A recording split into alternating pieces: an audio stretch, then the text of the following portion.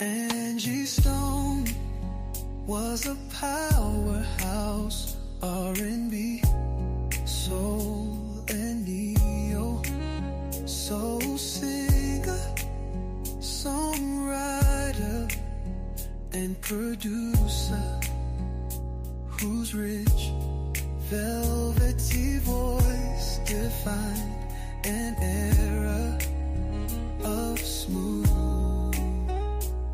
heartfelt music. Born on December 18, 1961, in Columbia, South Carolina, she first gained recognition in the late Leethel as a member of the sequence, one of the first all-female rap groups.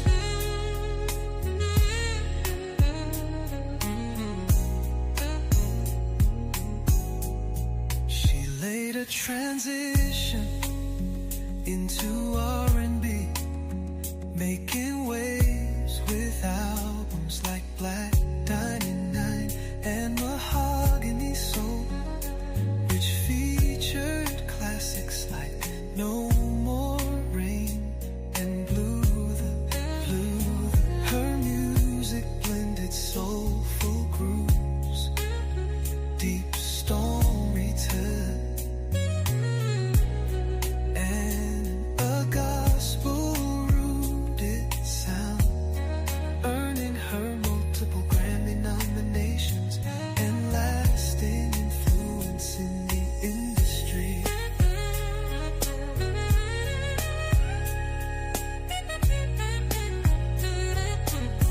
Beyond her music, Stone was also an actress and songwriter, collaborating with icons like D'Angelo, Alicia Keys, and Lenny Kravitz.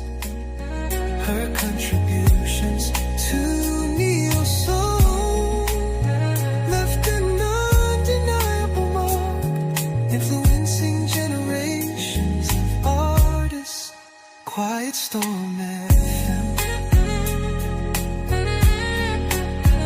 Angie Stone, rest in heaven.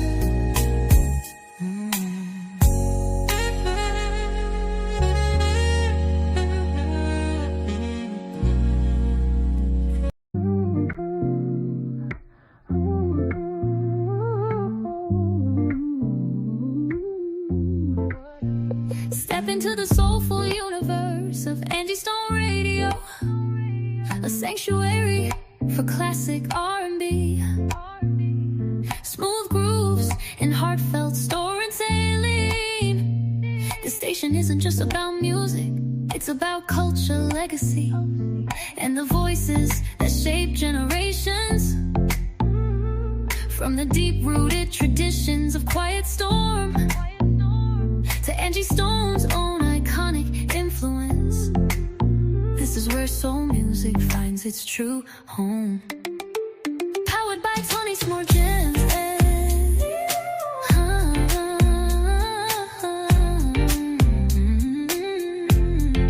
Powered by Tony's More Gems.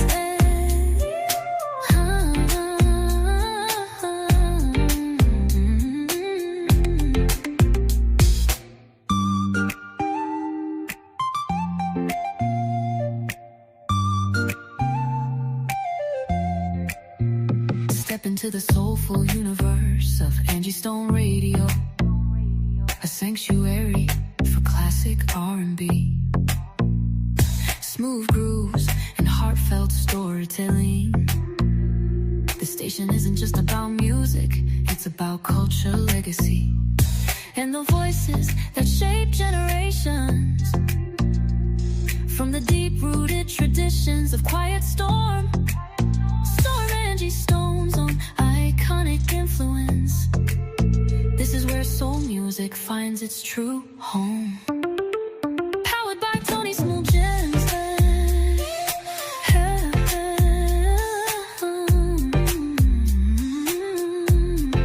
Powered by Tony Smooth Gems.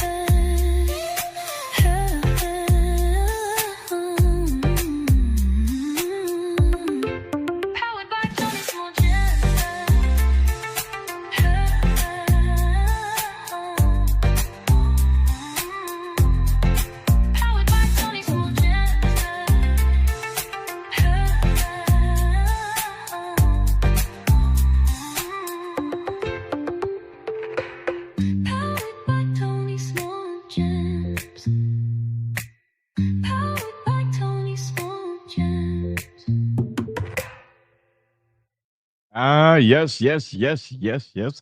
Hello, everybody. Hello, hello, hello, hello, hello. Got a lot of information to drop on you today. We're going to drop as much as we possibly can because we want you to have the rest of the story. Now, with that being said, we have to find ourselves going down a road, not a rabbit hole, but a road to see where evidence actually takes us in this case because things are about to ramp up to a whole nother level. And I'm telling you, it's very interesting. It's interesting to the very least. And so while you come in and get acclimated and get yourself together, I'm going to uh, show you the information for you to see for yourself. Yet at the same time, a lot of this information, I want you to use common sense. I'm not going to lead you in a thought process for or against, but at least give you the information so that you can think for yourself and let your good grace of common sense lead you to a place where you can somewhat feel comfortable that you have good information. Okay. So that's where this is going at. This is what I'm doing with this. And this is what I need you to know. Sorry about my phone ringing. Wow. There. I should have cut that down. So um yeah, so that's what's happening. And we have information to give you. So we're gonna recap a little bit and then move forward.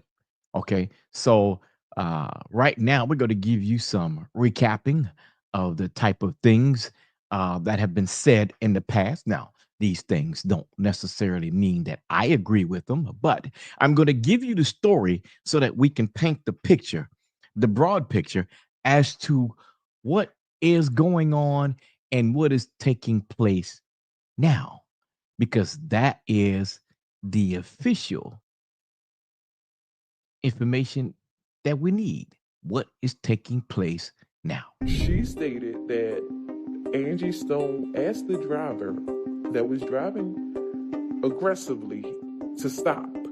Even Sharita stated she asked the driver to stop driving aggressively. He did not stop. If that sniper at the top and he got at a certain particular spot where there's no cameras, so they can do what they got to do. She is planning to sue the people that hired that driver.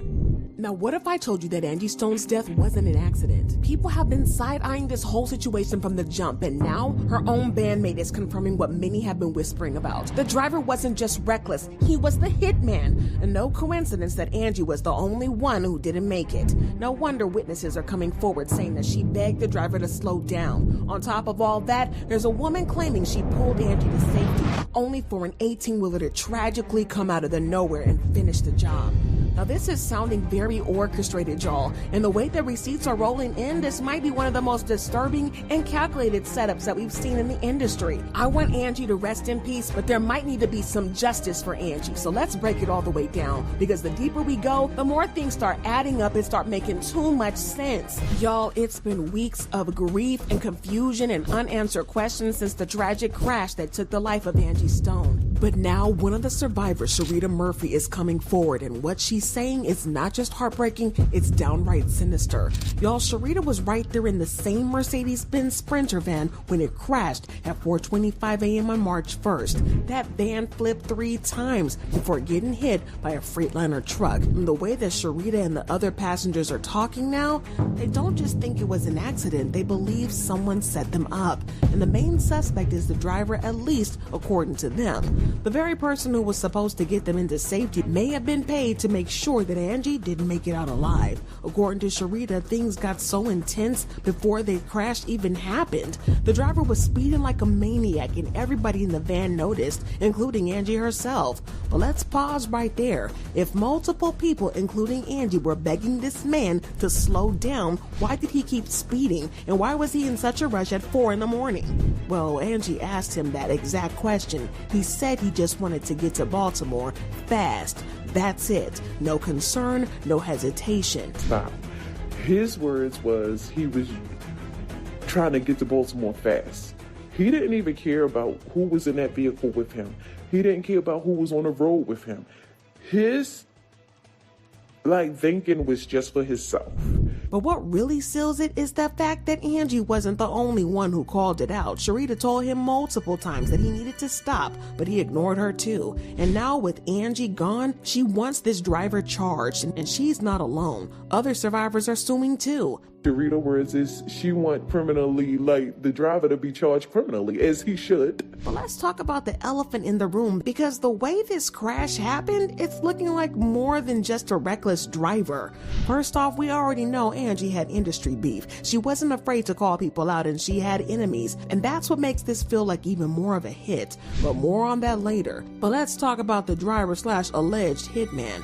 Who's he and what's his connection to all this? Well, the driver behind the wheel that night has been identified as Leethel Carter, an employee of Executive Elite Transportation LLC, a company based out of Atlanta, Georgia. But y'all, here's where things get real suspicious. See, Leethel Carter is no innocent chauffeur. This man has a serious track record. And I'm not just talking about a couple of minor traffic violations. I'm talking about a full rap sheet that should have made it impossible for him to even get behind the wheel, let alone transport A-list passengers. His history includes speeding violations, a parole violation in 2002, forgery, and a felony charge in 2001, driving with a suspended license in 2000, possession charges in 1998, theft by deception in 1993, and multiple theft and forgery charges in 1991 and 1990. Like y'all, this man was not supposed to be anywhere near a luxury transport van with celebrity passengers inside of it.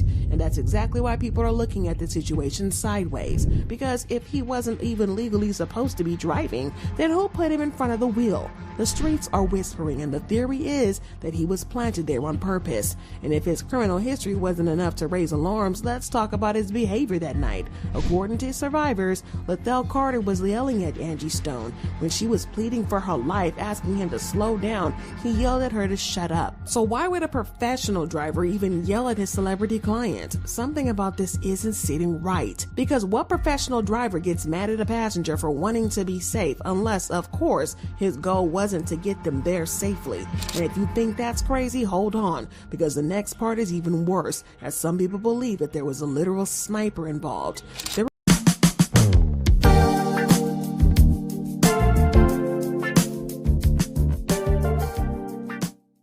A literal sniper that may have been involved. Now, I don't know how factual that is, because I've yet to find any information to support that finding, but I do want you to know that it is said, it has been said in the earlier days that might be the case. Now, I did hear that 3 pow-pows were recovered from the scene, 2 of which had been returned to, how should I say, the greedy one, the queen of deception. Yes, this woman right here, Shanna Shell, the owner of Sacred Sound. For we know now that she is the actual one that hired Leethel, and she is the actual one that rented the van. Yes, everyone will want you to believe that for some reason that Leethel was an employee of Elite Transportation Services. And in fact, I cannot find any credible information that he was an employee. In fact, the very same insurance from the vehicle, Liberty Mutual, was in the name of Leethel Carter. Now, if Leethel Carter was a proper employee of Elite Transportation Services, then he would have been under the insurance of Elite. And that at that time, Elite would legally be bound to having $5 million worth of coverage by the Department of Transportation. That is the law. That is the fact. That is definitely what should have happened. But we now know that it did not happen. And we now know that it couldn't have happened because they weren't using the van for commercial hires like that. Elite wasn't. Yet everyone has placed the blame suddenly on Joseph Robinson, added him into the lawsuit, and then added Elite Transportation into the lawsuit when in fact knowing that he had nothing to do with it. In fact, knowing that he himself is incarcerated. In fact, knowing that he wasn't even out to talk to Leethel at the time of this hire. So what really gives here? What really gives? The point of falsified information being used in representation of lawsuits. You guys know you got to do better than that. But in fact, I believe, and I allegedly state that depositions will clear this all up. Yes, I believe this. I believe that the depositions are going to clear this all up. I believe the depositions are going to make everything to the point of clarity. It's coming. Those days are coming and coming and coming very, very, very soon. Now, there's more information to the story, and I'm going to give it to you right now. Here we go. Statement saying, "Never in a million years did we ever expect to get this horrible news. We are still trying to process and are completely heartbroken." And of course, even Jaguar Wright seems to think Angie's death wasn't just a tragic accident. And if you really look at what she's been saying, you might not be the only one, because Jaguar has spoken for years about how artists mysteriously pass away right when they're about to take control of their careers. And the way she lays it out, it's giving a pattern. Look at Angie Stone. Talk about what happened with Angie Stone. I've known Angie since I was a kid. Mm-hmm. I remember the last show we did together.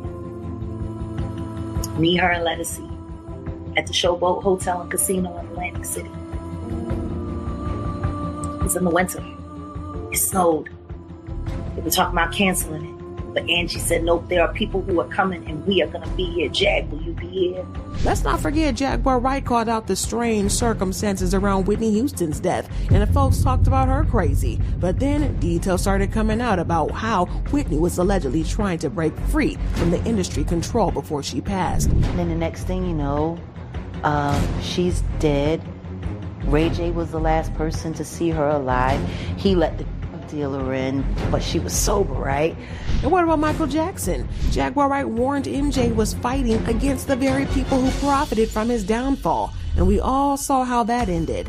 So now that Jaguar is side-eyeing Angie Stone's passing, the real question is it really that far-fetched? And that wasn't even the craziest part in all this, because after the accident, a woman came forward with a story that will make your jaw drop. This woman, who isn't still being fully identified, claims she pulled Angie Stone from the wreckage and moved her to the side of the road. And just when you think it couldn't get any more chilling, she says an 18-wheeler came out of nowhere, brushing past her, and then struck Angie, finishing the job. Now let's really think about this. As tragic as it is, you're telling me that Angie survived the initial crash only to be left vulnerable on the side of the street where a massive truck conveniently came through and took her out? And the woman who supposedly helped her, she was brushed by the same truck, but she never went to the hospital? Instead of reporting what happened, she just left the scene of the crime, left a dead body on the freeway or grass, and kept it pushing like nothing happened?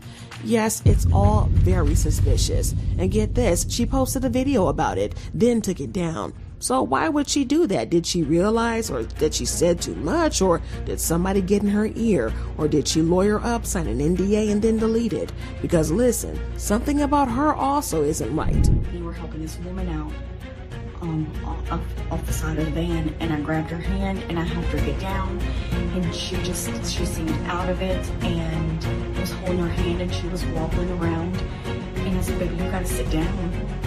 And then the next thing I know, I flew and I fell down to the ground, and I looked up and there was an 18-wheeler that had crossed the median into the oncoming traffic, and I knew that's what hit me and ran over and brushed over me was the 18-wheeler. Then there's the fact that the Freightliner truck that slammed into that overturned van wasn't just any random truck. It was allegedly driven by Jared Wilson, a 33-year-old driver for CRST. And if you don't know, CRST already has a history of negligence. Sharita's source is questioning why Jared was speeding at that hour. I mean, it was 4:30 in the morning, so what was the rush? And let's not forget about these intense skid marks on the scene. This suggests that Jared was distracted, maybe even asleep at the wheel, before he realized what was happening. ST, Jared Wilkinson, 33, of Skidmore, Texas. When we did research on him, we did find him. Boom, y'all see that? But he don't live in Texas. He live in a whole nother state. But here's the part that's got people really side-eyeing this whole situation. Some are straight up speculating that Jared and Leethel are connected. That maybe this wasn't just a freak accident, but that these two were working together. And if that's the case, then we're talking about something way bigger than just reckless driving. But get this, both Leethel and Jared have gone completely silent. No statements, no explanations, nothing. It's like they're trying to disappear. Now I know what you're thinking. Who would want to harm Angie Stone, and how long have they been planning it? Well, there's a reoccurring rumor going around that even from the inside, yes, from behind bars, Diddy somehow found a way to get to Angie. And before y'all start saying, now hold up, how does Diddy get in this? Just hear me out for a second, because that van driver, Sharita, mentioned something really strange about him. Apparently he was into the same freaky lifestyle that Diddy is allegedly known for. And not only that, but he even tried to get down with her. Y'all know what I mean. And then they say Sharita on another call with Stone was talking about the driver and her doing freak-offs. Yeah, they are on some Diddy. That's not even the real tea. See, Angie had enemies in the industry and she wasn't afraid to say it. She was openly talking about her royalties being stolen. She was out here calling out Universal, saying they took everything from her. And that wasn't even the only thing looking suspect, because why was her kidney transplant delayed for 5 years? Like, how does that even happen? She was on the waiting list, needing the transplant to survive, and for some reason, it just kept getting pushed back. So now people are wondering if they had to find other ways to take Angie out, since natural causes were just not doing it. Now, because while Angie had beef with multiple people in the industry, she always said that Diddy had never spoken to her, not once. But then out of the nowhere, one day Diddy approaches her and asks her to pray with him. Now tell me why Diddy, the same Diddy that built his whole persona around partying, power, and control, suddenly needed a prayer session from Angie. According to reports, Diddy was getting threats, and whatever was going on behind the scenes, he was scared for his life. And that's when he came to Angie. She said he saw the God in her, that he was crying out for help, basically letting her know that underneath all the fame, he was still a real soul who feared God. And now people are wondering, what exactly did Diddy tell Angie during that emotional moment? Because if he admitted something to her that could come back to bite him in court, especially with the up-and-coming trial, that could be a major problem. And y'all already know Diddy has said over and over again how much Clive mentored him and how Clive helped shape his career. So if Andy was out here holding on to secrets that could get Diddy cooked in court, then not just one but two powerful men had a reason to keep her quiet. Another thing that's been raising eyebrows is the fact that Angie had been telling people that Universal pretty much took everything from her. Plus, the timing of all of it, too crazy to ignore. And Puffy came to me, first time, speaking to me as a decent human being. And he said, hey, Miss Stone. I said, yeah, what's up? He said, how are you? I said, I'm fine. I'm shocked you speaking to me. He said, Miss Stone, would you please pray with me about that party They were singling him out, and I don't think that he thought he was going to survive it. This day, he saw the God in me. So I have to ask you, what was your favorite memory working with Diddy? You know, personally, I've got to tell you, he really is a major star in this film tonight. He's his spokesman all the way through. I met him before I ever knew of him. I met him when he was 21 years old. Because she started making these claims right around the time she was battling a severe blood infection. And this infection forced her to take a break from performing. And while she was recovering, she started looking deeper into her financial records. And that's when she allegedly found all these irregularities that pointed to a possible mismanagement of her earnings. That nature, only to find out a lot of my publishing, a lot of my royalties, my mechanicals, they have all pretty much been stolen. Let's be real a second, for a millisecond. If there's one thing we know about this industry, they do not like when artists ask too many questions about their money. And looking at everything that went down, from Angie Stone's own bandmate raising suspicions to her daughter's gut-wrenching claims to even other people in the industry speaking up, her passing is starting to look a lot less like a tragic accident and more like a targeted hit. Think about it. A driver with a criminal record, a mysterious woman at the scene, a trucking company with a history of negligence, and Angie Stone herself speaking out about missing royalties and industry secrets. At this point, can we really ignore all these coincidences? But y'all gotta let me know what you think. Did Angie Stone know something that made her be a threat to powerful people? Was this just another case of industry greed silencing an artist before they could expose the truth? And most importantly, who really benefited from Angie Stone not being here anymore? Let me know.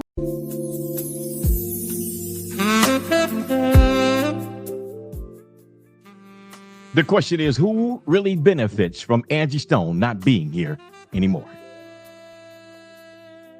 That is our question this week. Who benefits from Angie Stone not being here anymore? You see,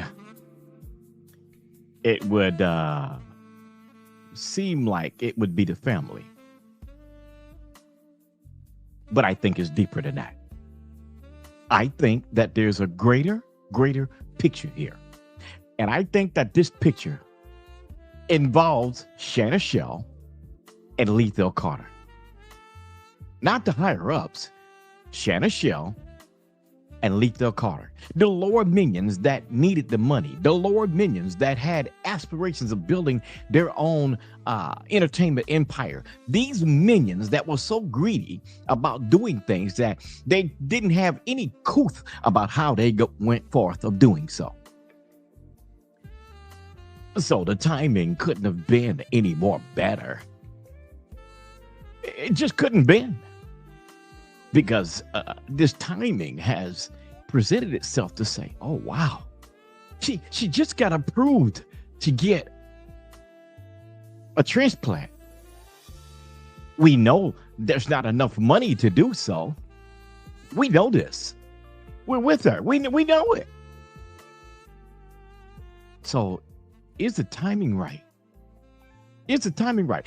Alleged, I'm wondering if the conversation actually came out, well, what can you do, man? Well, I got a few things up my sleeve. Yes, I do. I really do. I think we can get some money from somewhere. I think we can get about $5 million, Michelle. But you forgot when you mentioned that $5 million, you were thinking that there were $5 million worth of coverage on the van because you have a semblance of understanding about how the law is and knowing that you need $5 million worth of coverage. But what you forgot was that you did a personal rental. And you knew that you had to give your personal insurance information in order to take the vehicle. As another content creator would say, are you dumb or are you stupid?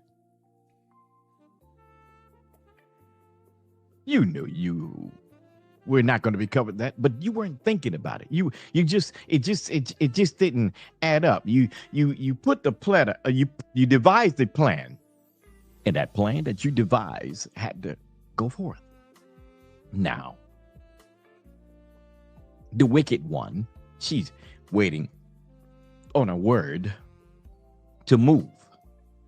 Meanwhile, the twins are pissed off at you in the van. Sharita was downright mad. Sharita and her sister was downright pissed off. And I'm wondering, because of them singing on stage all over, backup singers, that they have met various prestigious people, and those people gave them the information to Rhonda Wills, a prestigious lawyer in her own right, one who has judged cases on court TV. Yes, Rhonda Wills. That Rhonda Wills. She is acclimated to the court. She knows how to handle herself in the courtroom. So what happens? They file a lawsuit.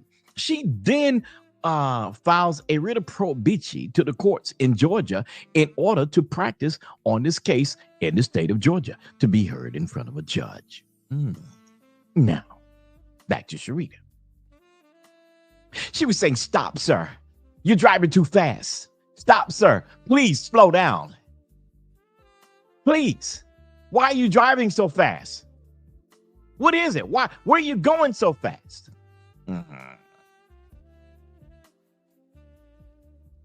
Was he sleepy or was he just stupid? I think just stupid. Allegedly. That's what I think. I don't believe it was anything else other than that. Period. Just that. And now that the twins and the four have brought this case, we now know with some clarity that Ashton did his best to get Angie Stone out of the van, and he couldn't do it.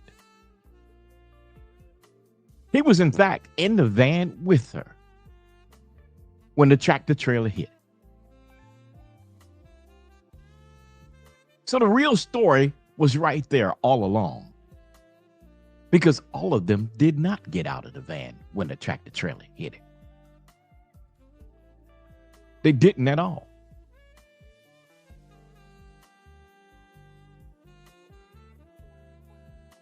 So, to the story of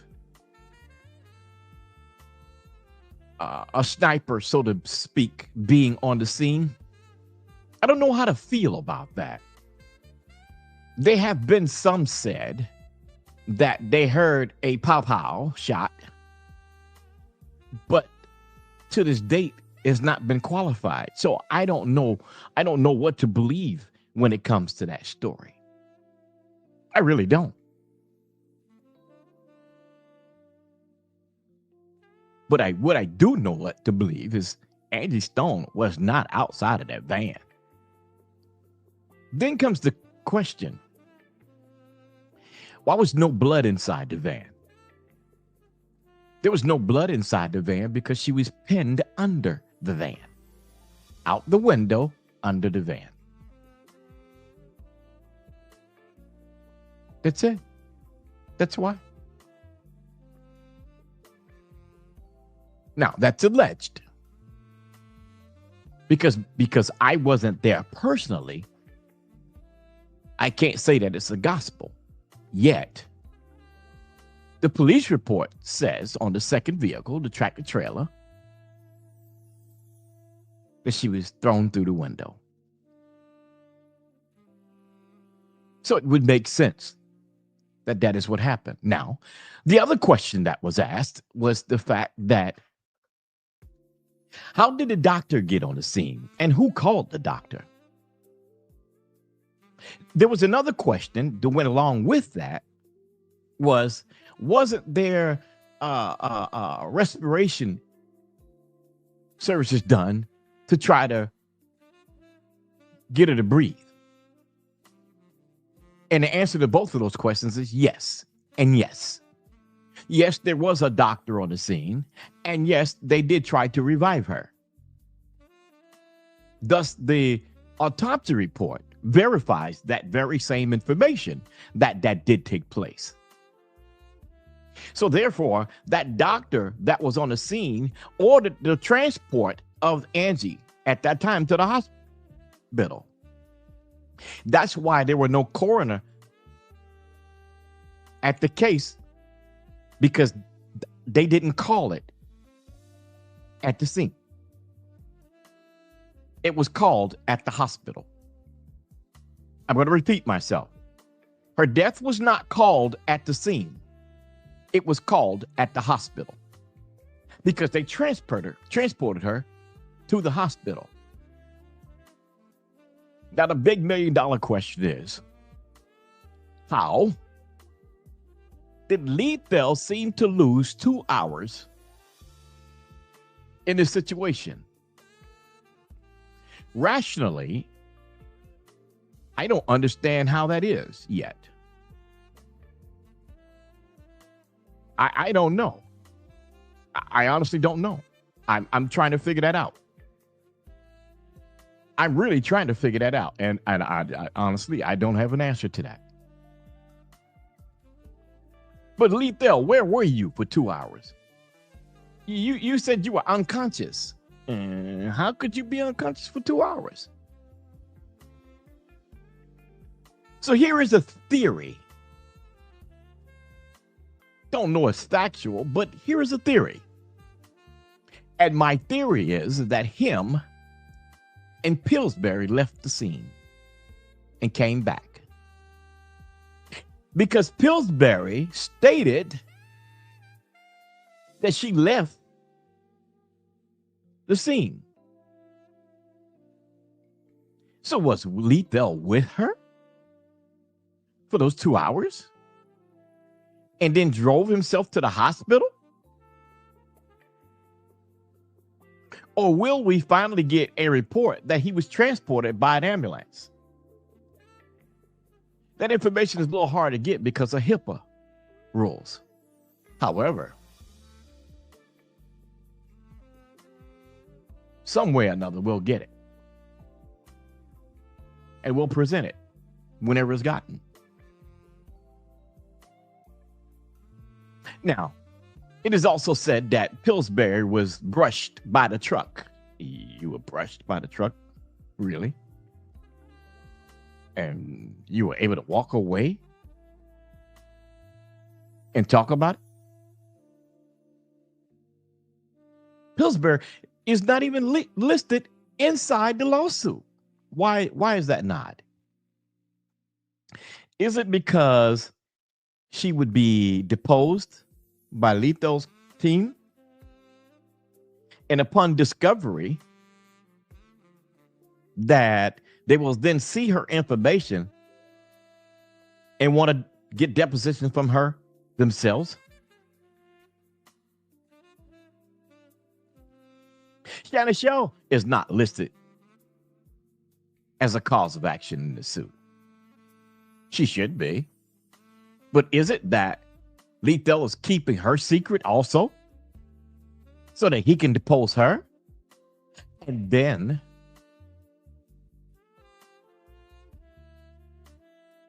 the opposition will be able to then depose her also? Or is it that they are praying, hopefully, that neither one of them will need to be called and that they can go on and live through their false accusations in this case? I'm going to go one further. I'm going to say, alleged, that Leethel knew all of this was going to take place from the very beginning.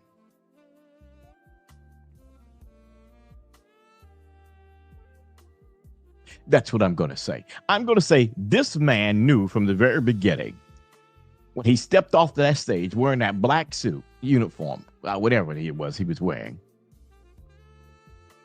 He knew that. His mind was prepared. His thoughts together. everybody in place.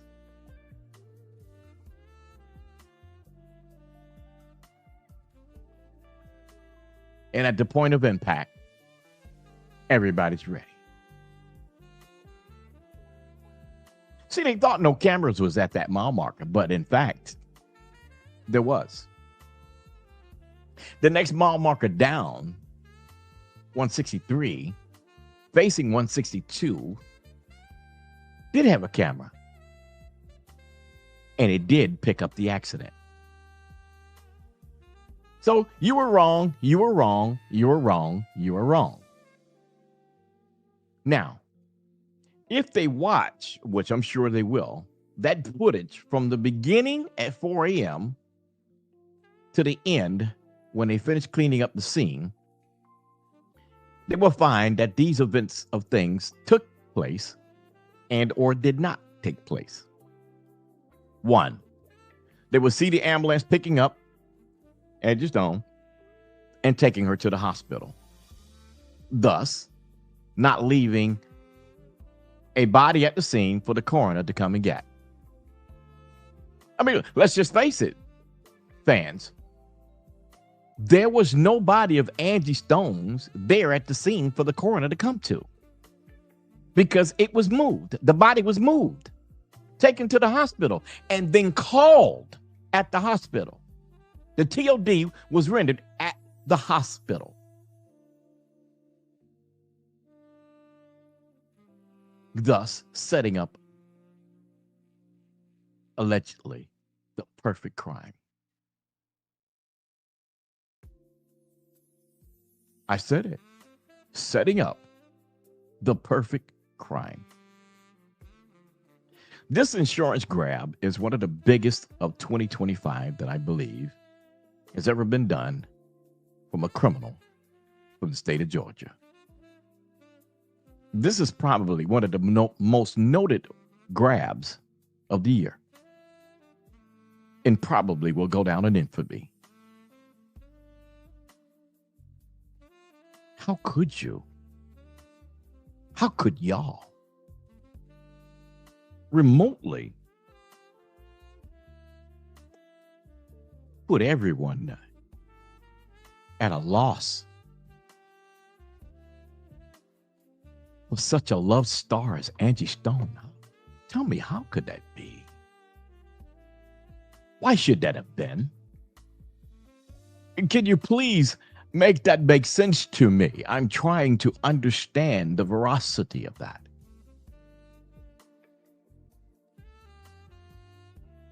Let's test the veracity of truth from Mr. Carter, a noted person that beats women, a noted person of violence, a noted person that is known to rob and steal from banks, a noted person that is known to be a transporter of that funny stuff, a noted person that is known to have multiple identities, a noted person of proof through the court system to have several AKAs and aliases, a person known to the prosecutor's office of Atlanta to be a first-time convicted felon, when in fact he's been convicted more times than you can imagine. In fact, so many convictions that he should have been convicted as a repeat offender. One that should have been convicted under the 3 strikes rule. If that would have been so, he would not be at the time and place for Angie's demise. That's my opinion. Allegedly. Now, to move along down the line, we have something else to present. We've done it before, but we're going to do it again because I need I need this to get out to the masses. Okay, so you did file suit. Yeah, we had to with the Sprinter van and the truck. Okay. So, because you weren't listed on the suit with the twins, them. Nah. So you have a separate attorney. Yep. Oh, okay. And no, he don't have a separate attorney. He has not filed action civilly in the courts yet whatsoever. You filed yet? Yeah. Oh, okay. No. Okay. All right. Okay. So well, can I ask just this question? Was she in the van? Was she in the van? Yes. You know she was in the van. Why would you have to ask me the question again? Was she in the van? Come on, dog. When? The day of March 1st. You know what day it was. Come on, when? Come on, man. Yeah. Everybody knows she was in the van. We all was in the van. Yeah, no, but I'm just asking the question because this is so much confusion out there. You know, where was she sitting on the van? She was in the back of the van. Yeah, she was in the back of the van. I was in the front, so I didn't know they placements and stuff. I sat right next to the driver, and then it's a petition wall. Right. So I'm not sure where she was sitting at. Okay. All right. Well, I don't want to violate the principle of your No, most definitely. I definitely understand. Yeah. So, I mean, is there anything that you could tell me about it? Not saying that fucking I can tell you, man, that was a great night. I can tell you that, and it was a beautiful night for her. The city of Mobile. It was fantastic. Okay. It was not fantastic, sir. The reason why it wasn't fantastic is because it didn't end well. It did not end well. It would have been fantastic had Angie been able to be home. It would have been fantastic if she would have been around to talk about the beautiful concert that she was able to do. In that situation that happened, yeah, it was a great night. And the twins would say it. You know, the twins, I know they going through what they going through and stuff like that. Yeah, the twins did tell us. You're exactly right. They told us that y'all was driving too fast. They told us that they were trying to get him to slow down. They told us that you just was not in the right place at the right time. They told us that you didn't care. They told us that Leethel was trying to get at the box. They told us. They did tell us. You're right. They did. But overall, the twins and them, they know it. You know, it was a good night, man. She did an amazing job on stage. If I ever get my cell phone back from the state troopers, I got video footage and stuff that I'll release once all of this stuff is taken care of. Yeah, once it's all taken care of, but you ain't released no footage. You know why you didn't release no footage? You didn't. No, I'm gonna let you tell it. I'm gonna let you tell it. Yeah, I'm gonna let you tell it. I'm gonna let you tell it. Talk. So the troopers have your cell phone. Any reason for that? They got all of our cell phones to verify you know, any texting or anything that was said just because of somebody died. Oh, so nobody got to keep their cell phones. All the cell phones was confiscated. Yeah. Oh wow. Yeah. Okay. So now, all of the cell phones was confiscated. Let me address this here part for a second. Airbus 10 says, you can tell he was lying. I agree with you wholeheartedly, Airbus. I totally agree with you there. I agree. I definitely believe that he was lying. Now, he further said that this was a family trip. But yet, there was only one family member in that van. And the only family member that was in that van was Sheila Hopkins.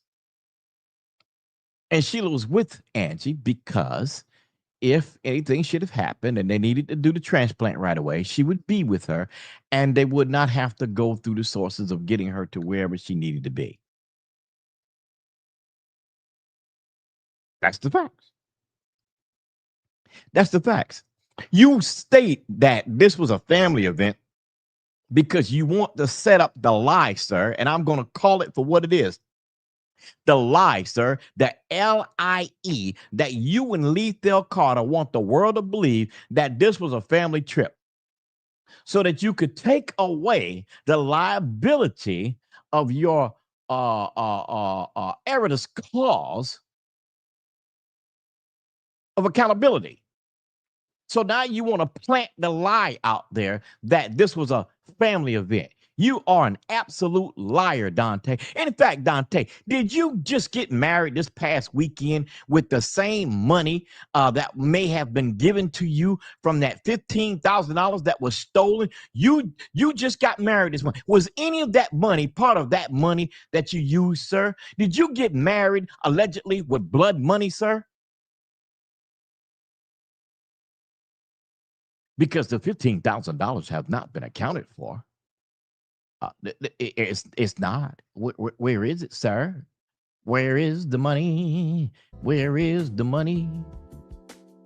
We don't know where the money is. And we want to know where the money is. But meanwhile, you also said that Leethel Carter donated $10,000 to your nonprofit for the kids. For the kids, Dante. I cannot imagine Leethel Carter giving $10,000 away to you. I mean, I don't see it. I don't see it. Do anybody else see that? Can anybody help me with that, please? Can you see that Leethel Carter would donate $10,000 to Dante Daly? Because in my purview thinking, that $10,000 was for something else. And it had nothing, absolutely nothing to do with a donation. Other than allegedly you being an accomplice. Uh-huh.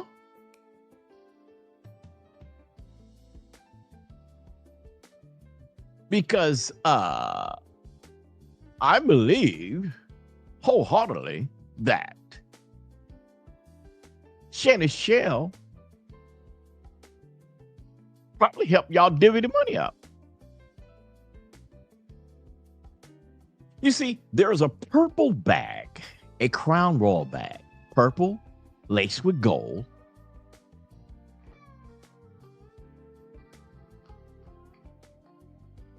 That supposedly is the bag that would have had the money in it. Supposedly, it was said that that bag was seen in Leethel Carter's pocket. Those words came from Shanna Shell. Shanna Shell says she saw the Crown Royal bag in Leethel's pocket. That's what she said. And if she saw that bag in Leethel's pocket, then that means allegedly that Leethel took the money. And that says that allegedly he split the money with his co-pilot in this crime.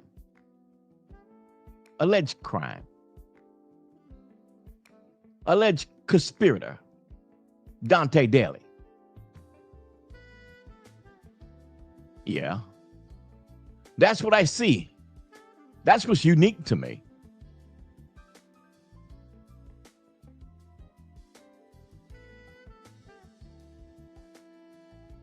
Yeah. That's what I see. Now, Before I release any more information, there is about 106 people watching this. And I don't ask for any money or anything or any whatever cash apps or anything like that. I don't ask for any of this because I do this from my heart.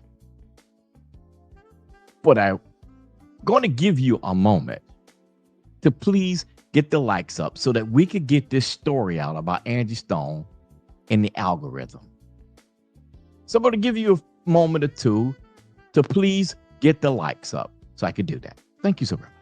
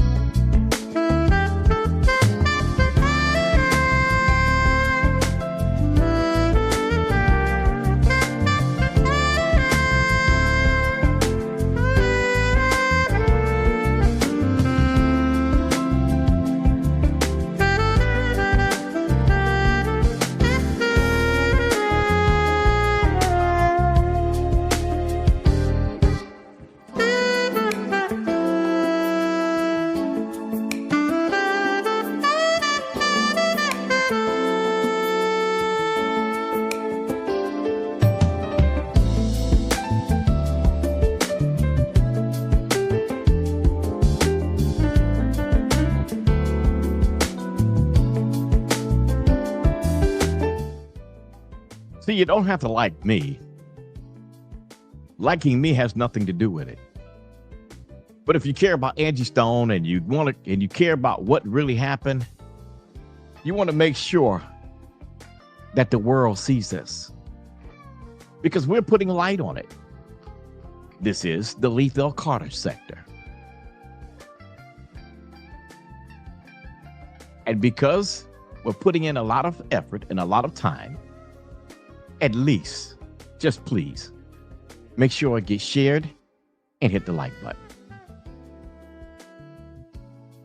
Now, let's pay a visit to a comment made by the insurance company so that you understand that there was no commercial insurance on this van at all. Because when I called in, I asked them about the insurance on there. And, well, I'll let you hear the answer for yourself. Police report? It was. Okay. What was the name of the guard that would have been our driver? Leethel Carter. Leefeld? Carter. Tartcher? No. Charlie, Alpha, Randolph, Tango, Echo, Romeo. And it was Leefeld was the first name? Yes, Leethel.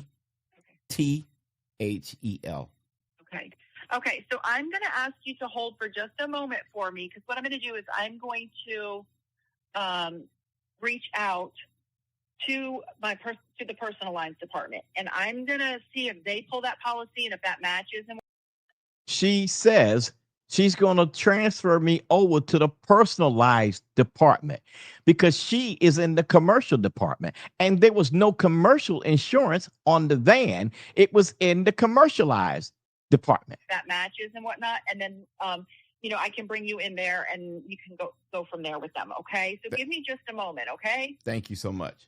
You're so welcome. One moment. Okay, thank you for being so patient. So I have Luke on the line, and he was able to pull this up. He actually found there is a claim already started. So he's going to talk to you and go ahead and give you some information. Okay. She transferred me to Luke, and Luke is in the personalized department. And she said that there was a claim already started.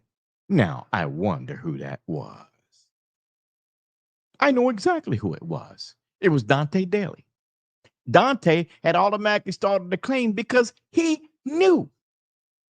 He had already known in advance where to go. He had already known. He had already known about it. So I appreciate you being patient. Thank you. You're welcome. Have a good rest of your day. All right. Thanks, Luke. Bye. Hello, Dave. This is Luke for Liberty Mutual. I hear that you were trying to find, call in to talk to the adjuster for this claim. Is that correct? Yes. Because there's some things that I So- don't understand, so I'm trying to get clearance on it. No, absolutely. I would try to help you more than what I'm about to usually, but I'm guessing because there was a death involved in this accident, they kind of closed off almost all the data. For instance, I can't even verify your birth date or anything because I don't have any access to that, but I have access to all the adjusters' information. See, he had access to the adjusters, but he couldn't go any further because it's a personal claim. And because it's a personal claim, he don't have access to the information because there was a death involved. Wow. People, do you see this? You see this? Do you see how plain and clear this is? No one wanted anybody to know that they had prior information to even file. How did you get the information to the insurance company so fast, Dante? Because the police report wasn't out that fast. So how did you get the information? Who did you get it from? Leethel. Because the two of you knew in advance. See, Dante filed that claim. Yes, he did. Alleged. He filed that claim. And once everybody else found out about it and found out that it was a personal policy, now, oh Lord, we stuck. Oh no, what we gonna do? We better sue. Because their injuries and their medical bills have to be paid. Now, has there been any money paid out yet under the personal insurance side?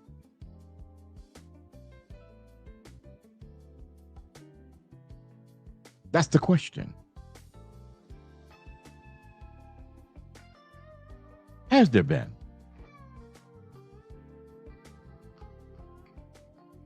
The likes are at 63, and I need those likes to go up so that we can get this in the algorithm. So if you want me to tell you the story, I'm not asking for anything else. Just please get the likes up.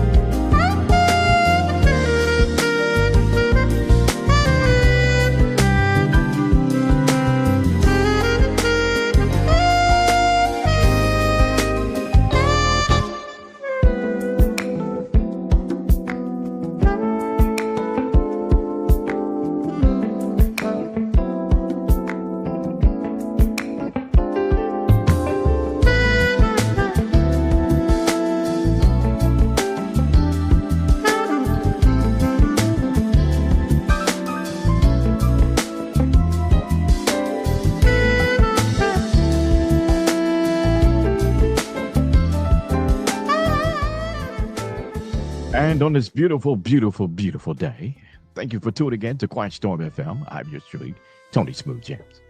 You can hear us on iHeartRadio 24 hours a day, 7 days a week, simply by going to iHeartRadio and putting in Quiet Storm FM. Or you can visit our website at quietstormfm.org. You can visit us there and hear our station 24 hours a day, 7 days a week. You can also catch us on TuneIn Radio, Quiet Storm FM. many sources that you can hear us live 365, putting in Quiet Storm FM. You can take us anywhere you go on your app, on your TV, in your car, on your phone, or your tablets. We're there 24 hours a day, 7 days a week.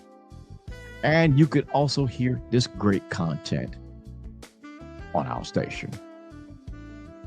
Now, back to the story.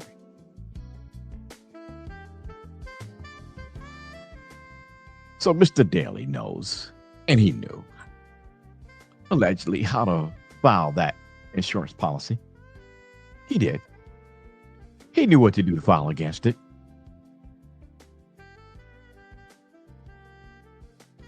And that's why, till date, he have not filed any action in court whatsoever. Not at all. He hasn't done so. Believe me and my team, we're watching. We're watching from all corners. What did take place is that CSRT has asked to be removed from the case in Georgia.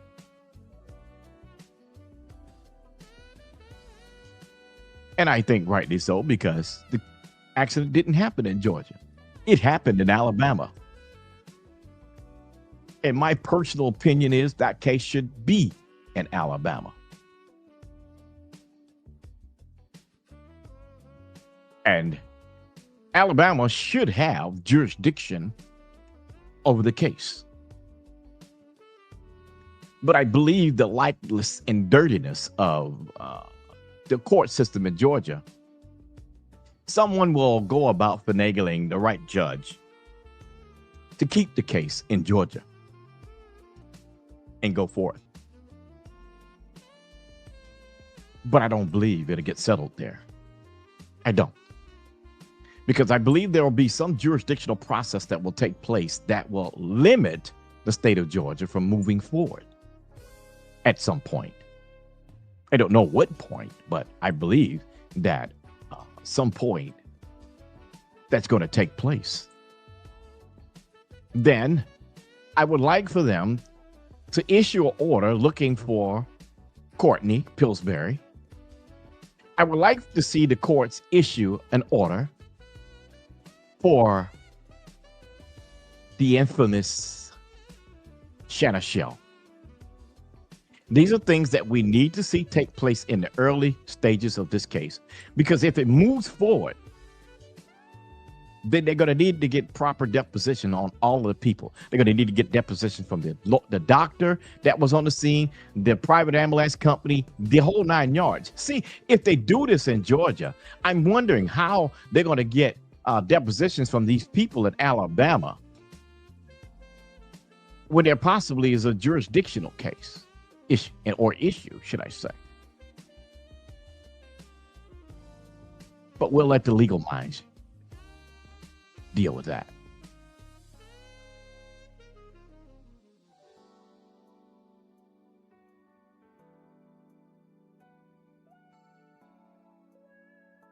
Daryl Beasley, thank you so very much for that message. I appreciate that, sir.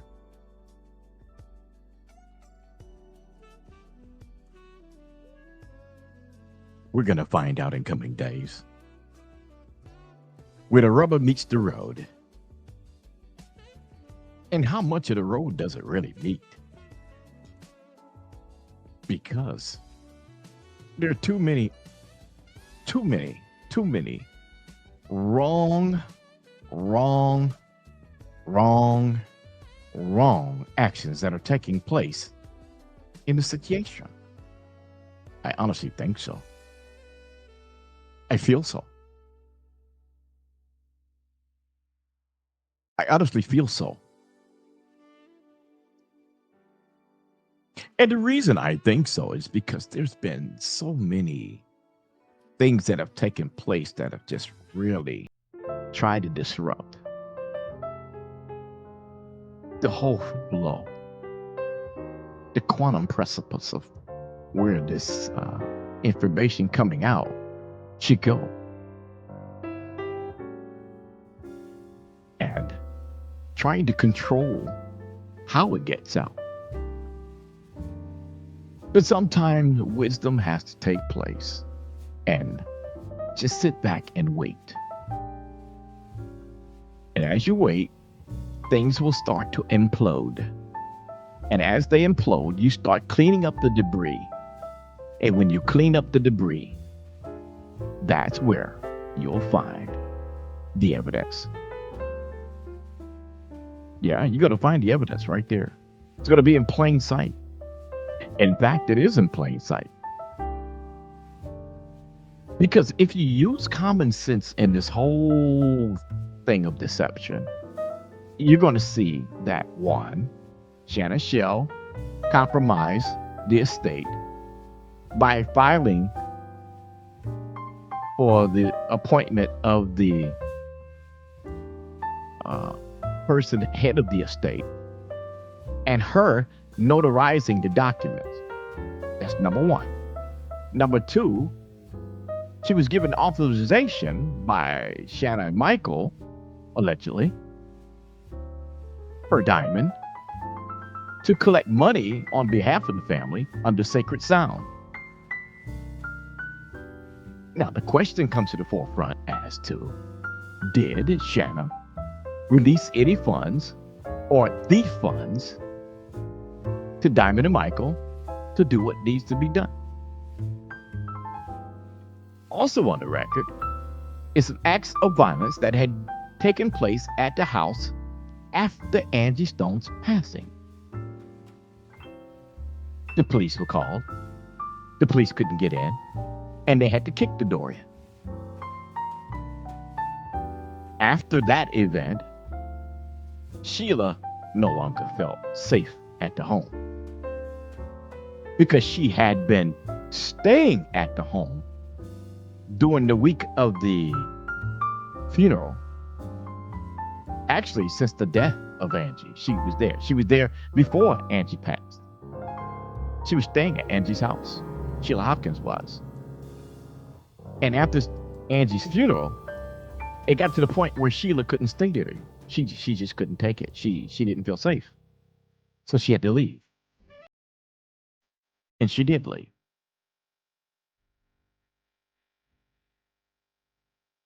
She was saddened by that. She was hurt by that. She was hurt by the fact that she was not able to help her cousin that she loved so dearly. And in her early days, when she gave her statement, some things I don't hold her accountable to because she did go in and out of conscious, and she said a few times that she was going in and out of conscious. So I could see where the recall may have been a little difficult at the time because I interviewed her so early. This is why I haven't played the interview again yet. I am going to do so, but not yet. But it is up on the site. It's on the YouTube page. So you can see it. Or hear it, should I say. So with all of these factors and Diamond calling in down the road and saying that I gave Shanna the right to do it. Shanna ain't doing nothing that we don't know about. We handling business over here. We standing on business over here. Excuse me. The right phrase. We standing on business over here. Were you really standing on business? I were giving information that should have been considered gravely. I even stated how I personally felt that Shannon was going to get enough money and dip. And now Shannon's nowhere around. She could be somewhere in Jamaica or anywhere. But if you can hear this broadcast, we're putting out an all points bulletin, AAPB, for her. And we'd like to hear from anyone that spots her. And send us a picture. We'd love that. We would love that because we want to know. We need to keep up with where she is. That's what we need to do. We have to do that. And as for this man, well, I'll let him tell his own story.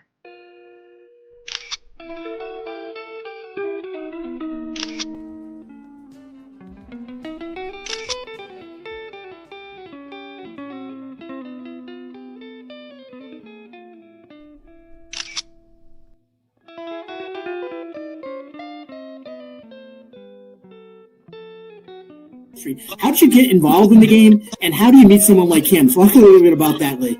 Well, actually, game, like I said, I learned a lot, and I learned I would meet people that worked in financial facilities that didn't feel they were making enough money, but they were handling all of this money.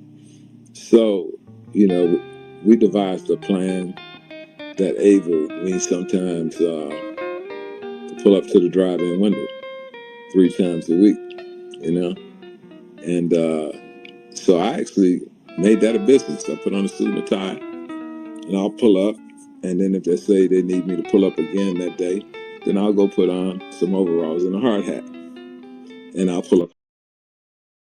He'd put on overalls and a hard hat and go get that dirty money from the bank window. And when that source of money ran out, then he started moving the almighty drugs to where he got a trafficking charge at Fulton County and given 9 years, 9 months of probation as a first-time offender. Then he himself created a corporation named Sacred Sound, just like you see on her shirt there.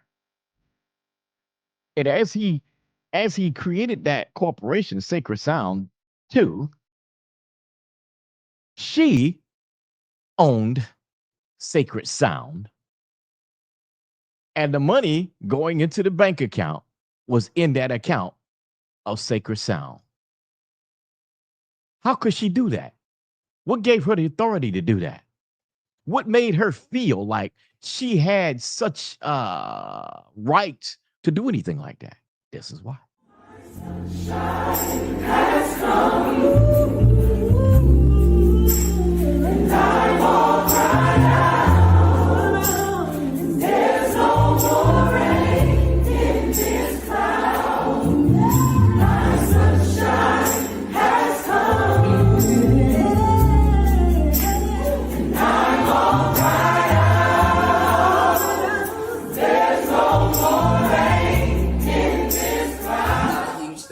To my daughter, Lady Diamond, to Swaybo Twain, to Sacred Sound, to Ashton Evans. I mean, all the people that are in my immediate circle, to Cornerstone Management, a new management company that is holding me down. I think Cornerstone Management that is holding her down. Swaybo Twain, Diamond, and this woman, this diabolical madness on the screen, Janice Shell. See, she knew that there was information given by Angie in these last days of her telling her story about her royalties that implemented her into the business of entertainment officially.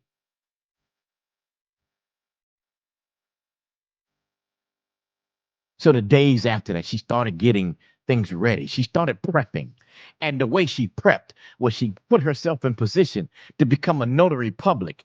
And she used those notary rights to notarize documents, legal documents dealing with Angie Stone. Yes, she did. She used that authority to put herself in position to control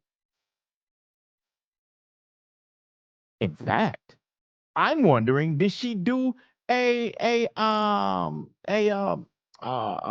of attorney and notarize it herself to give her the right to call companies and say, you don't have to deal with this person anymore. I'm now the person in charge of Angie Stone. My name's Shanna Shell, Shanna Vache, Sacred Sound. We are now the authority for Angie Stone. You don't have the right to do anything else until you contact my company. That's what she wanted people to believe. And that is what she mandated from most people. This ugly woman on this screen did that. But Diamond said that they were standing on business. They were standing on business. I'm wondering, what business were you really standing on? What business were you really standing on?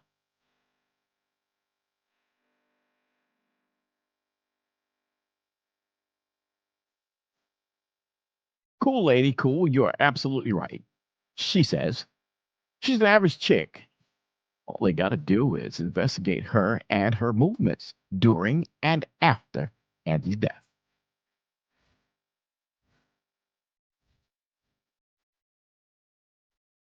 Um, you're absolutely correct.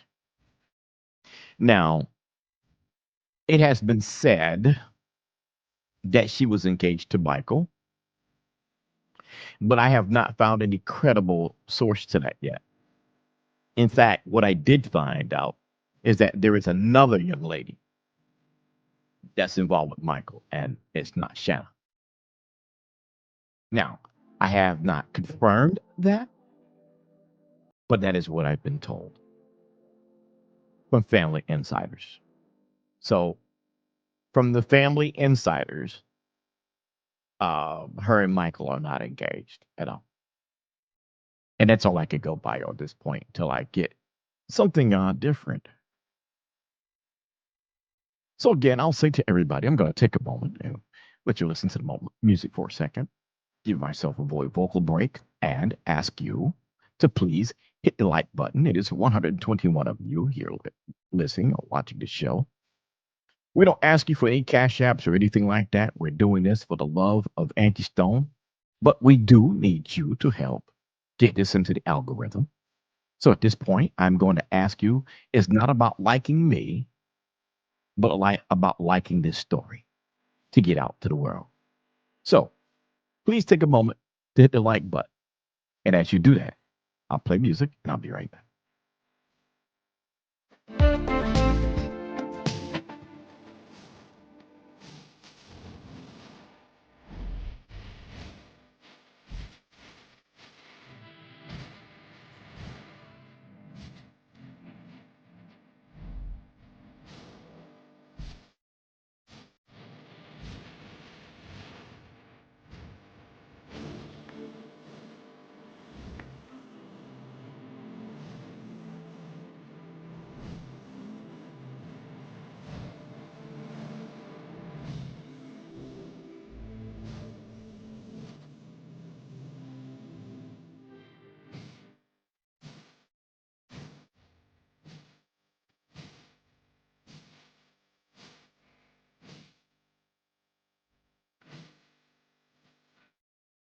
And hello, hello, hello. I'm Tony Smooth Jams, and this is Storm FM. You can listen to us live on iHeartRadio 24 hours a day, 7 days a week, all around the world, playing the very best smooth jams 24 hours a day, 7 days a week. Bringing you back the old flavor of the Quiet Storm. Yes, the Quiet Storm. 24 hours a day, 7 days a week. On iHeartRadio, Live 365, TuneIn Radio. And you can also go to www.quietstormfm.org. Again, that's www.quietstormfm.org.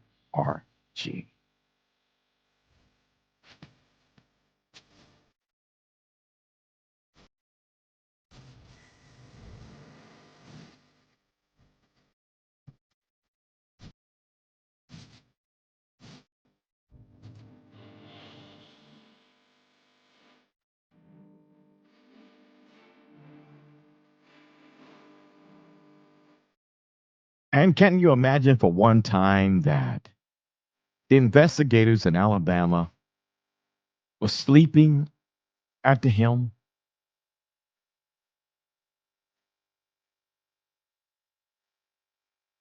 Can you believe that? Can you believe that those officials in Alabama may have caused people to get money and they have absolutely no accountability for that money that they've gotten off of the back of Angie Stone, off of the wronging of her estate? Can you actually believe that? I can, because it's happening. Dante Daly, with his so much loyal ways, he himself has now gone to Myrtle Beach, South Carolina, and has himself a new wife, a new life, collecting some of that money to move forward. Meanwhile, back at the ranch, there are hurts going on because money is needed. But yet, Michael suffers.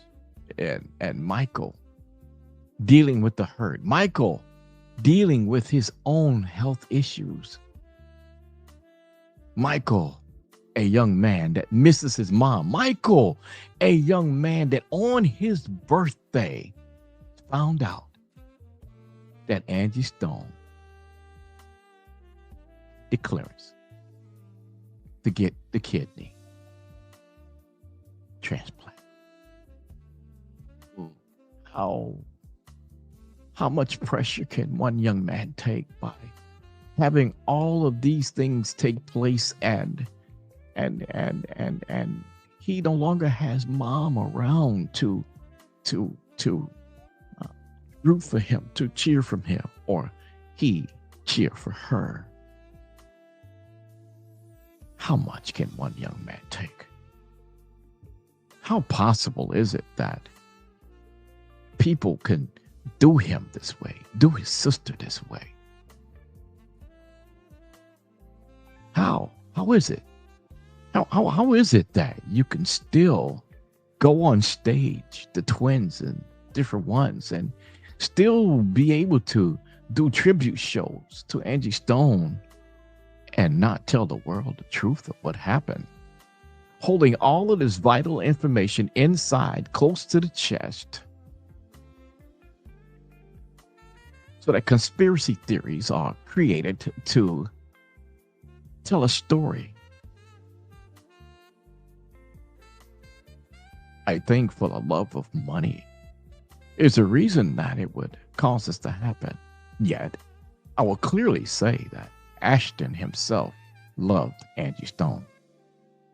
And I believe that Ashton would have done everything possible to help Angie. I'm going to say that clearly. I believe clearly that Ashton would have done everything possible to help Angie Stone. Can you imagine Ashton in his mind sitting across from her, riding in this vehicle where a madman is driving so fast and they're asking him to slow down? Please slow down. Hearing Angie respond, I want him to slow down, but he doesn't do so. Ashton sitting there as the person that is handling Angie and as a person that cares so much about her health, knowing that she must be okay, wondering why won't this man slow down? And then, can you imagine for once putting yourself in his place, putting yourself in his mindset, thinking, this van is turned over. She's lying there. She's trapped in with the seatbelt. Somebody help me. Help me get Angie out of here. Please help me. Let's help Angie.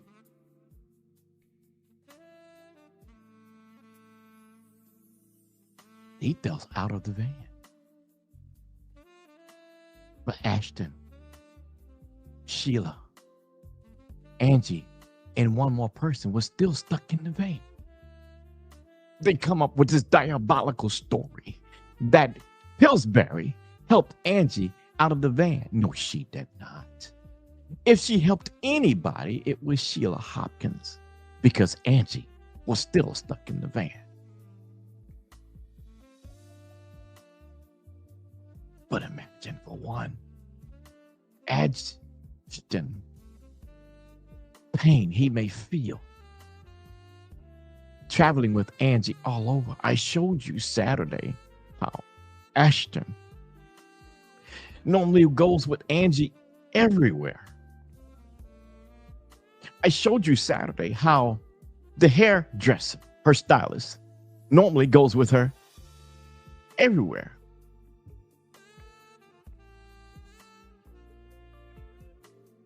Except for the hairstylist wasn't in the van.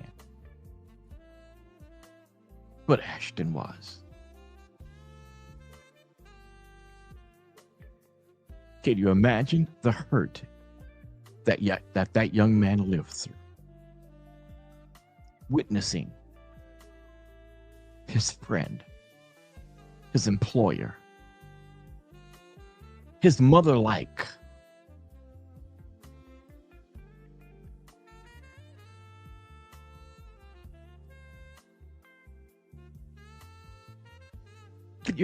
can you place yourself in his position to understand the PTSD he may have from this?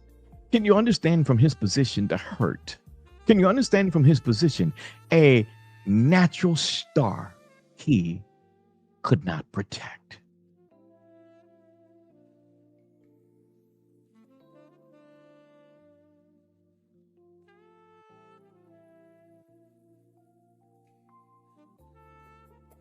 Can you imagine that Diamond knows this story? And even Diamond would not tell the story. Why is that? Why is it that Ashton is the only one bearing such hurt? The twins were talking, but nothing to this effect.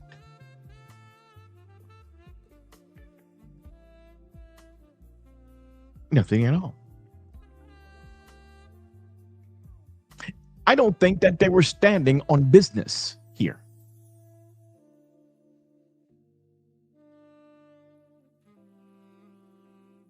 I don't think so. But I don't pass any blame to them at all, because right now I don't have enough information to blame them. But I will say that your actions of filing a lawsuit so early is suspect to me. And I'm saying that if, in fact, you did have a relationship with Leethel before that accident, are you duplicit? Would be my question. And do you know more about his actions than you lead on, only because you feel or you felt that he endangered you at the time? And you just wanted, out of your mad anger, the world to know that you did not appreciate that. But in fact, you wouldn't tell the story. You know why you wouldn't tell the story? You won't tell the story, or y'all won't tell the story because you're afraid of Leethel. Y'all won't tell the story because you think that Leethel will torture you for opening your mouth. You won't tell the story because you know that Leethel will kick your door in. You won't tell the story because you know allegedly that Leethel will get someone to come after you. This is why you're not talking. did non-disclosure agreement ain't got nothing to do with it. You are scared of Leethel Carter. You're afraid.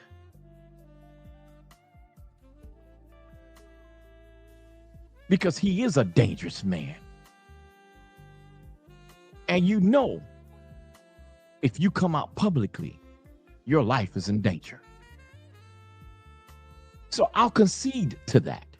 I'll concede to the fact that you are afraid. I'll concede to the fact that you need to keep closed mouths because you are afraid for your life.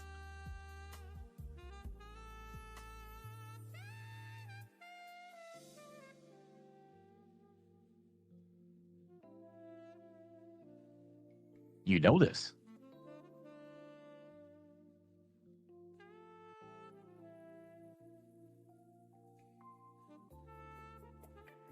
You know this. I'm not afraid to tell it. I'm not afraid to tell it at all.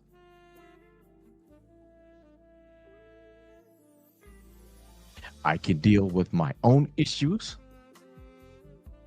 I can deal with my own past.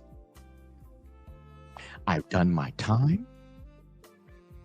I have nothing over my head. And I am going to tell the story. Point blank. So if you will, take a moment to get the likes up, and I'll be back to tell you the rest of the story.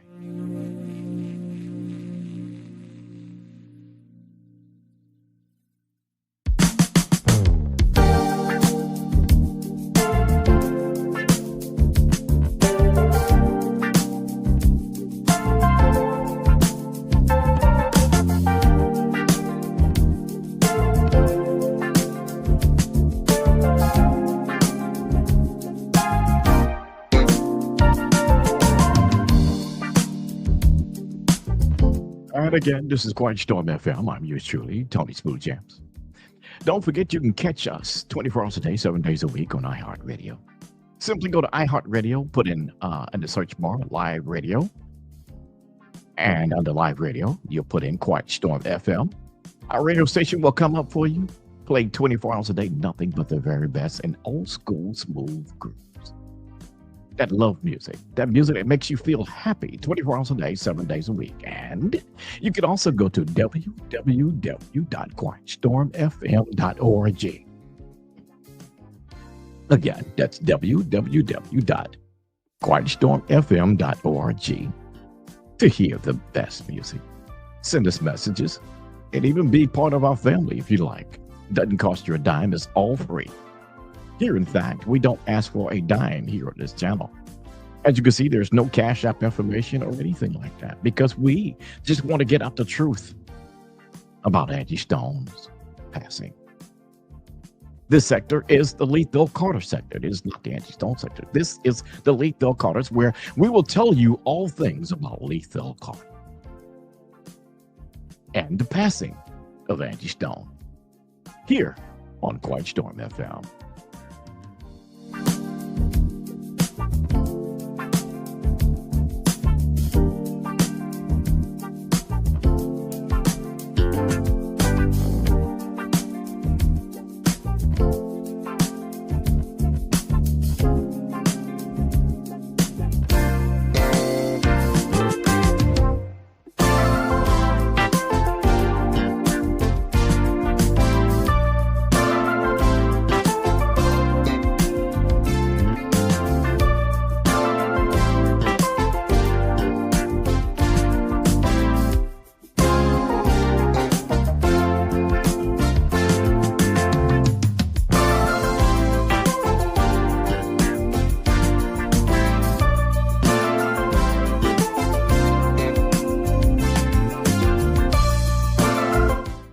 And again, I thank you so very much. I'm your host, Tony Smooth Jams, here on Quiet Storm FM, talking about the very subjects of Leethel Carter being, in my own words, the infiltrator of the Angie Stone death.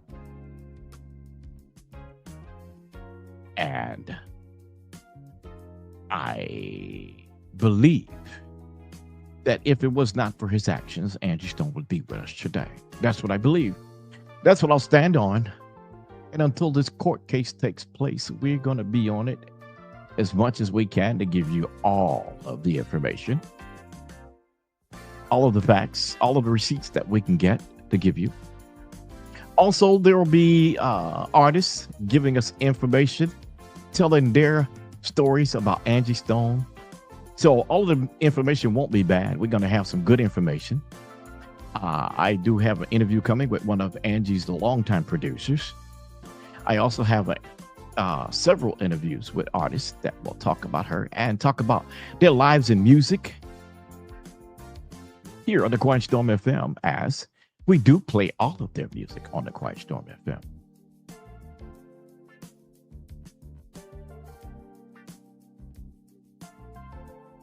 I'm going to take a moment to let you ask questions inside the chat. Your questions must be to Angie Stone, not anything else. Your questions cannot mention any other content creator. We don't talk about other content creators here, and we will not do so. So I'll give you a moment to ask those questions. Do that now in the chat.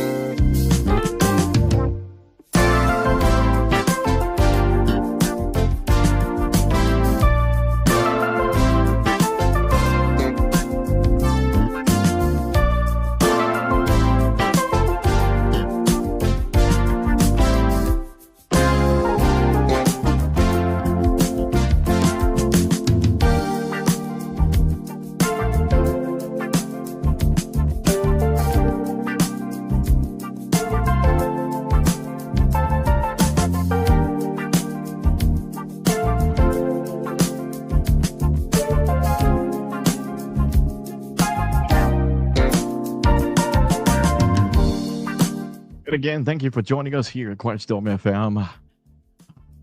It's going to be enough for us to wrap it up today. We're going to keep it moving. I'm sorry. There is a question.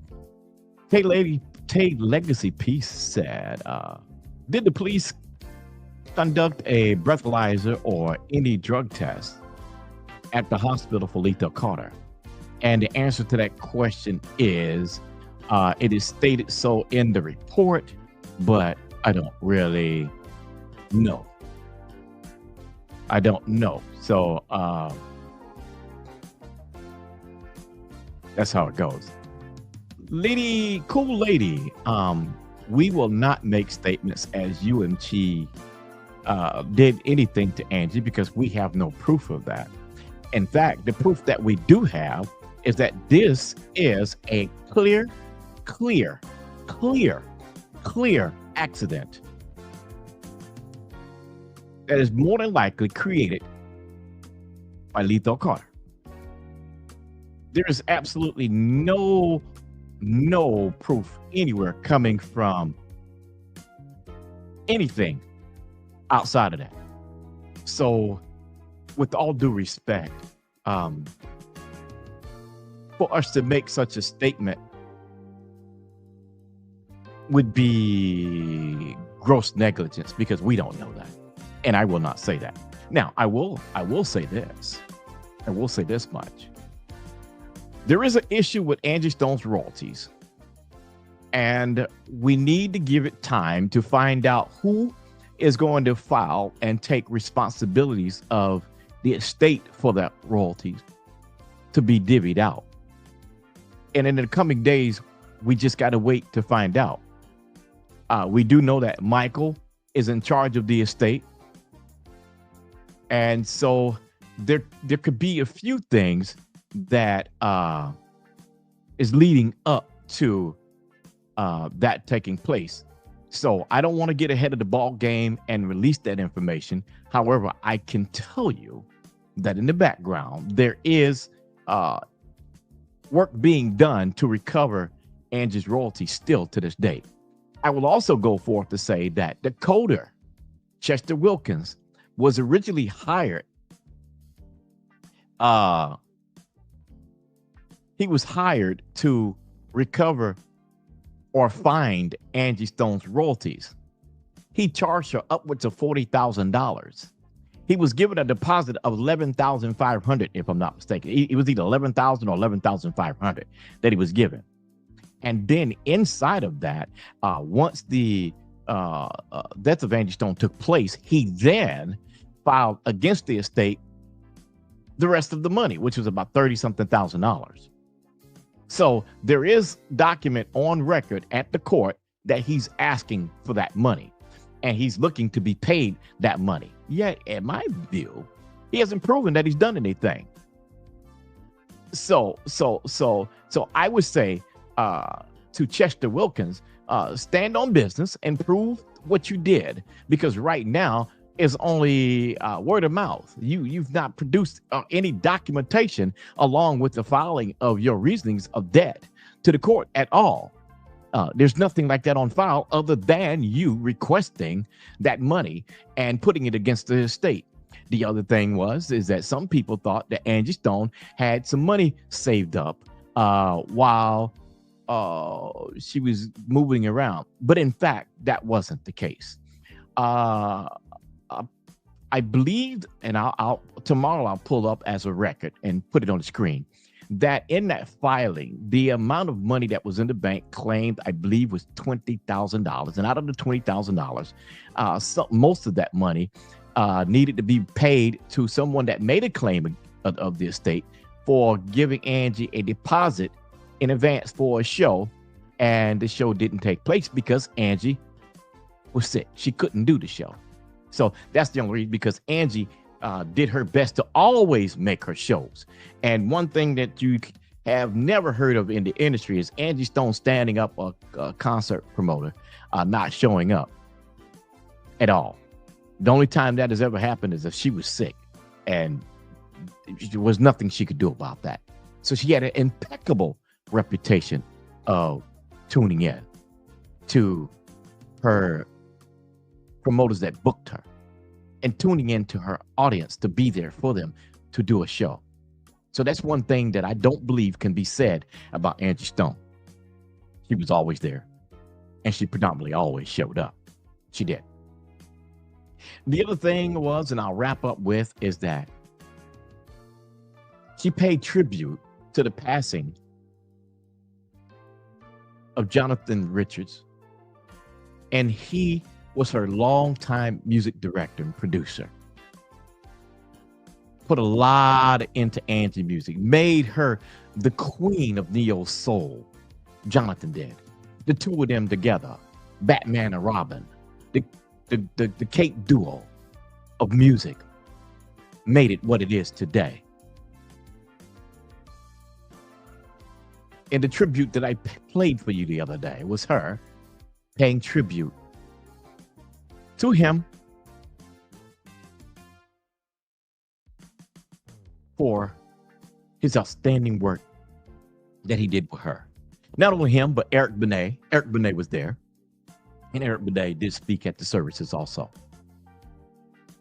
Hopefully, we'll have an interview with Eric Benet. That's in the works, talking about Angie. We heard from one of Angie Stone's longtime co-writers, Juanita Wynn. We'll hear from her again down the road. So you're going to get the inside story of the close people that dealt with Angie Stone on a regular basis. And for the record, let me make clear, a lot of people did not even know that Angie Stone was in financial straits. Because of her pride, she kept most of that to herself. So even the people closest to her didn't know what she was going through. A prideful woman. A woman that owed nobody. She did her best to pay everyone. Over and over and over and over and over and over again, I hear that conversation. And they loved her dearly.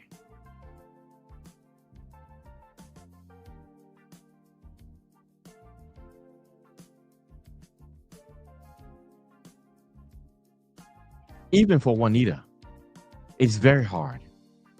I've talked to Juanita so many times. And you could hear the hurt in her heart. You could hear what she's going through. The missing of her friend, Angie Stone, her co-writer. A Grammy award-winning writer that has written for many artists. Juanita Wynn has. To suffer the loss.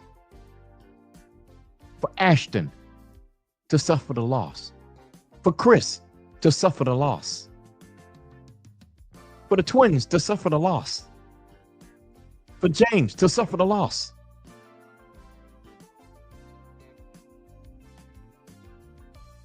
And for them to suffer the loss of Jonathan. Both of them. They regarded loved one in the same year.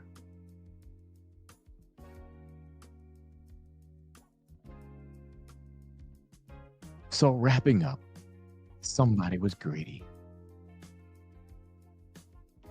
I can't say who, other than point to Shanna Shell and Leethel Carter. I'm standing on that. And I'm going to stand on that to this trial. I'm going to also add that there is another victim besides Diamond and Michael and the grandkids in this. And I am going to say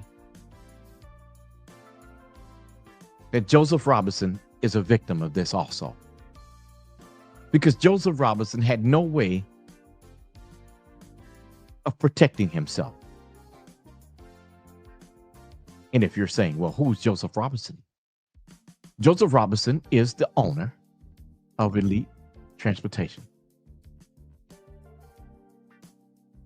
And I will say, for the record, legend, that Joseph Roberts has no paperwork of Leethel being an employee, no paperwork of him being responsible for his company driving that van down the highway with Angie and her crew. And I'm going to debunk the lie that Dante Daly stated that that wasn't a family event. You're a liar, Dante. It was not. It was not. And you know it wasn't. You were hired to come along with Leethel. And that is the fact, sir.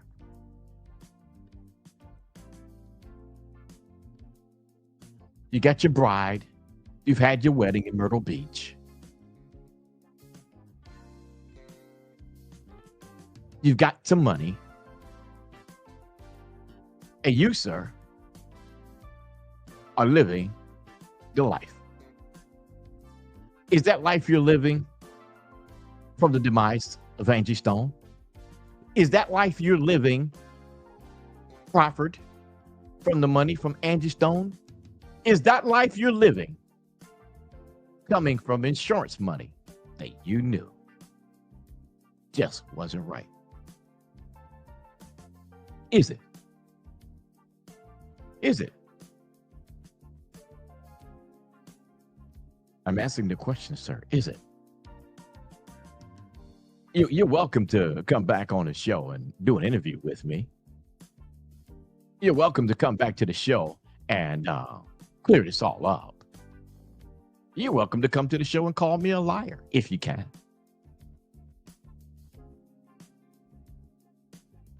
You clearly. Because the truth is going to come out. And you're going to go to jail too.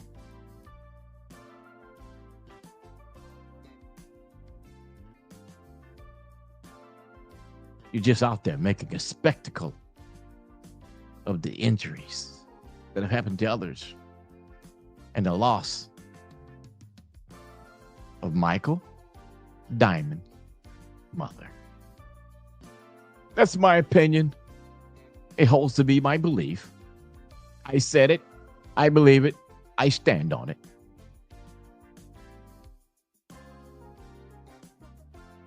Because it's alleged. And it is my story. It is what I'm stating.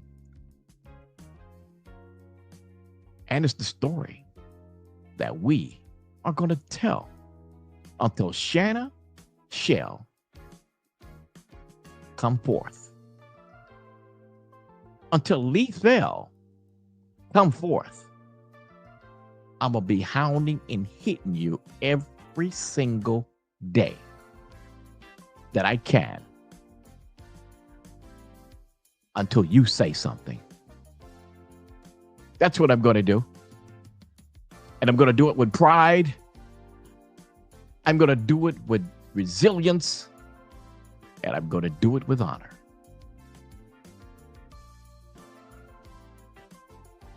Yes, I am.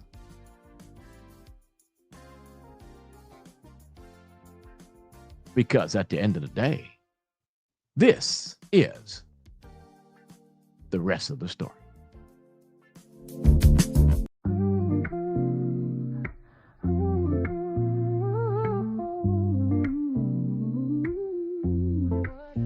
Step into the soulful universe of Angie Stone Radio, a sanctuary for classic R&B, smooth grooves and heartfelt storytelling. The station isn't just about music, it's about culture, legacy, and the voices that shape generations. From the deep-rooted traditions of Quiet Storm to Angie Stone's own iconic influence, this is where soul music finds its true home. Powered by Tony's More Gems.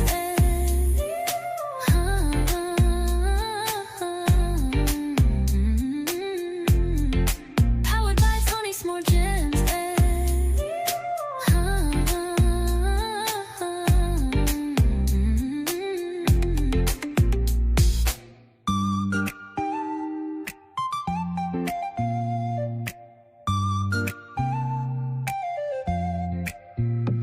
Into the soulful universe of Angie Stone Radio, a sanctuary for classic R&B, smooth grooves and heartfelt storytelling. The station isn't just about music, it's about culture, legacy, and the voices that shape generations. From the deep-rooted traditions of Quiet Storm, Angie Stone's own iconic influence. This is where soul music finds its true home.